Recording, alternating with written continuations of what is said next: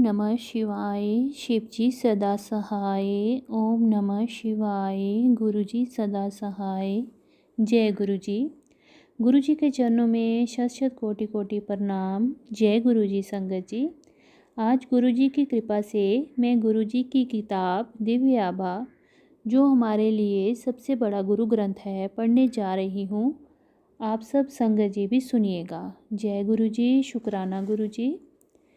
जीवन की पाठशाला में गुरु कृपा। गुरुजी की संगत में पहली बार जाने का अवसर मुझे अपने 21वें जन्म दिवस पर मिला। मेरे पिता कमांडर शर्मा दर्शन के लिए जाते रहे थे, पर मेरी माँ और मेरी 2 बहनें कभी नहीं गई थीं। पता नहीं क्यों उस दिन मेरे अंदर गुरुजी के दर्शन करने की अभिलाषा जागृत हुई। मैं सदा से सामान्य छात्रा रही हूँ। 12वीं कक्षा में 64% अंक लेकर मुझे दिल्ली विश्वविद्यालय में किसी अच्छे महाविद्यालय में प्रवेश नहीं मिला, तो मेरे पिता ने मुझे इग्नू के BCA पाठ्यक्रम में प्रवेश दिला दिया।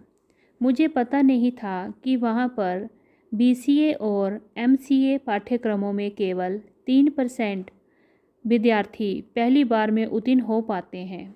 गुरु कृपा से सामान्य विद्यार्थी होते हुए भी मैंने न केवल BCA अपितु MCA भी पहले प्रयास में पूरा कर लिया। जैसे ये कम था, मैंने स्नातक अध्ययन भी पूरा किया और स्नातकोत्तर अध्ययन करते हुए 1.5 वर्ष का सॉफ्टवेयर डेवलपर का अनुभव भी प्राप्त किया। ये कौन सोच सकता था कि मेरे जैसी लड़की कैसे इतना एक साथ कर सकती है। गुरुजी की कृपा से ही मैं ये सब करने में समर्थ हुई। शीघ्र ही पूरे परिवार ने गुरुजी के दर्शन के लिए जाना आरंभ कर दिया। MCA करने के उपरांत मुझे एक नई नौकरी की आवश्यकता थी। मेरी परीक्षाओं के बाद हम सब गुरुजी के दर्शन के लिए गए। वहाँ पर मेरी माँ ने गुरुजी से मेरे लिए 10,000 रुपये की नौकरी के लिए प्रार्थना करी। मुझे पता नहीं कि माँ ने वह अंक क्यों चुना, परंतु जब मुझे नौकरी मिली तो मुझे 10,000 रुपये महीने का ही वेतन दिया गया। जब मैंने उनसे पूछा कि उन्होंने इतने के लिए ही क्यों प्रार्थना करी, तो उन्होंने उत्तर दिया कि वही अंक उस समय उनके मन में आया था, अतः उन्होंने उतने के लिए ही प्रार्थना करी।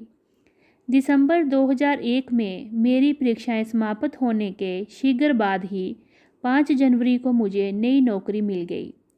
जब मैं साक्षात्कार के लिए प्रबंधक के समक्ष पहुंची तो उन्हें आभास हुआ कि उस कार्य के लिए मुझ में योग्यता नहीं है। वह इस दुविधा में थे कि योग्यता न होते हुए मुझे कैसे बुलाया गया, किंतु उन्होंने मुझे एक अन्य रिक्त पद के लिए प्रश्न पूछे और मुझे वहाँ नौकरी मिल गई। इसके बाद मैं कुछ दिन तक माँ को छेड़ती रही कि केवल 10,000 के लिए ही क्यों प्रार्थना करी। मेरे 23 वर्ष पूरे होने पर मेरे परिवार वालों के मन में आया कि मेरा विवाह कर देना चाहिए। मेरे माता पिता वैवाहिक विज्ञापन देखने लगे। मेरे संबंध के लिए माता पिता को एक परिवार उपयुक्त लगा और उन्होंने सप्ताहांत में वहाँ जाने का निर्णय लिया। वहीं से एक और विवरण भी आया था। क्योंकि ये अधूरा सा था, इसलिए मेरे माता पिता का वहाँ जाने का विचार नहीं था।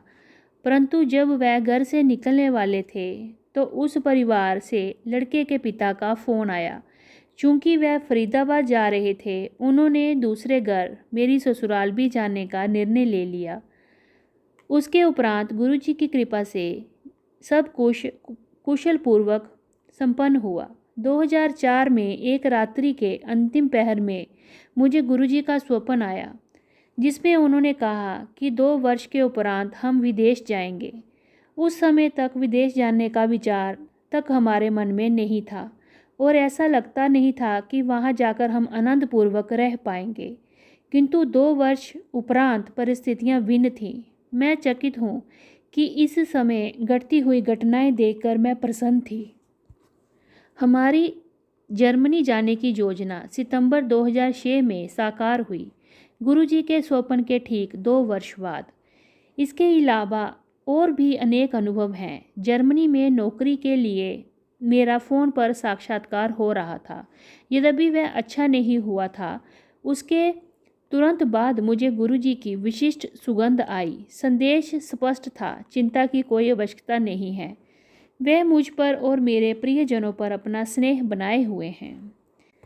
ये सत्संग म्यूनिख जर्मनी की श्रीमती जिया कौशिक आंटी जी का है। जय गुरु जी, शुक्राना गुरु जी। ओम नमः शिवाय, शिव जी सदा सहाय। ओम नमः शिवाय, गुरु जी सदा सहाय। जय गुरु जी, शुक्राना गुरु जी।